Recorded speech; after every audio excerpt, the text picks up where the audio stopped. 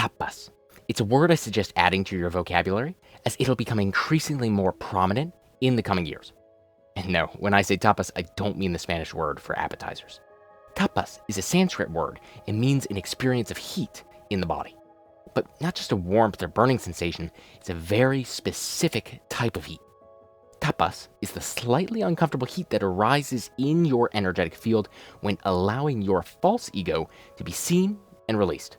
It's the acceptance of and surrender to the discomfort one feels as a spiritual cleansing exercise, as a means to make someone more awake to their own selfishness and shadow. Let me explain. Say, for example, that you're walking down a sidewalk and happen upon an extremely impressive human walking towards you just 20 yards ahead. Damn, you think, they are radiant. You straighten your posture, make a cooler than I really am expression, and walk with some purpose, damn it. Right as you pass by them, though, you clip on part of the sidewalk that's sticking out and trip. What a fucking idiot. Now, what happens in your body after such an encounter? The typical reactions are slightly unpleasant, right? Shame, embarrassment, contraction.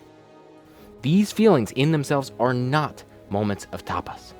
They only become tapas when you see the entire experience for what it is, as a learning and growth opportunity. As a moment of karma playing out right in front of your eyes. I mean, think about it.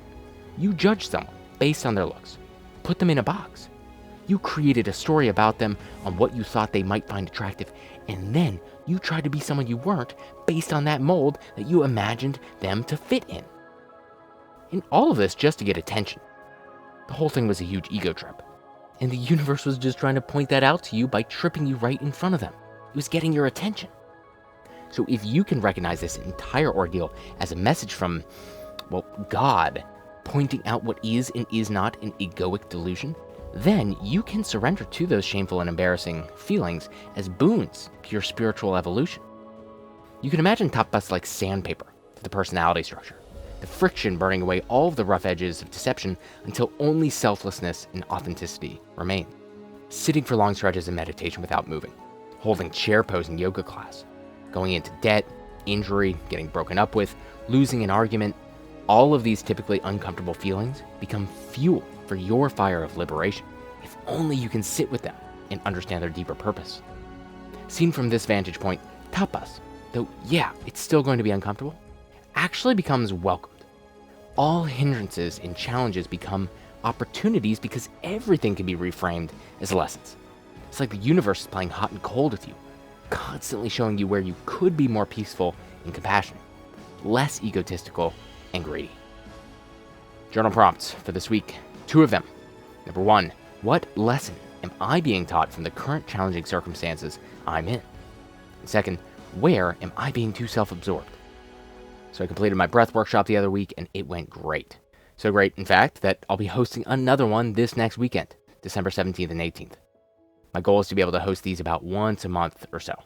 I've put so much time and love into these workshops, so I know you're going to get a lot out of it. If you're having scheduling conflicts, I record the classes. If you're having financial insecurity, then I have a pay-what-you-can donation ticket option for you.